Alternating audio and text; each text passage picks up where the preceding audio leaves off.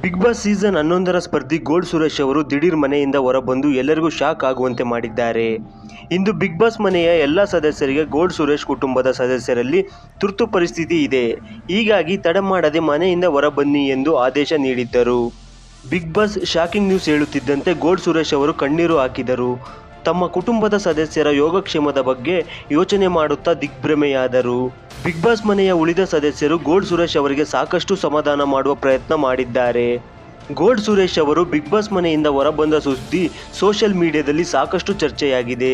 Elimination ಮುಂಚೆಯೇ captain ಆಗಿದ್ದ gold Suresh ಅವರು ಬಿಗ್ ಬಾಸ್ ಆಟವನ್ನು ಮುಗಿಸಿದ್ದಾರೆ.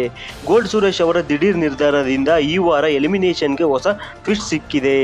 ಬಿಗ್ ಬಾಸ್ ಘೋಷಣೆ ಮಾಡುತ್ತಿದ್ದಂತೆ ಗೋಲ್ಡ್ ಸುರೇಶ್ ಅವರ ಮನೆಯಲ್ಲಿ ತುರ್ತು ಪರಿಸ್ಥಿತಿ ಎದುರಾಗಿರಬಹುದು. ಆದರೆ ಇದೇ ಸಂದರ್ಭದಲ್ಲಿ ನೆಟ್ಟಿಗರು ನಾನಾ ಪೋಸ್ಟ್ಗಳನ್ನು ಹರಿಬಿಟ್ಟಿದ್ದಾರೆ.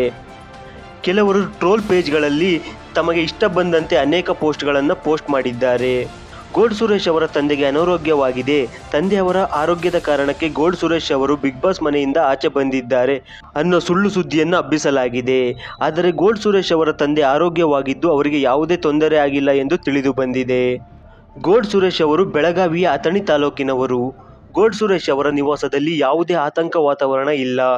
ಗೋಲ್ಡ್ ಸುರೇಶ್ ಅವರ ತಂದೆ ಹಾಗೂ ಸಹೋದರ ಕ್ಷೇಮವಾಗಿದ್ದು ವಿಡಿಯೋ ಕೂಡ ಸೋಷಿಯಲ್ ಮೀಡಿಯಾದಲ್ಲಿ ಹಂಚಿಕೊಂಡಿದ್ದಾರೆ.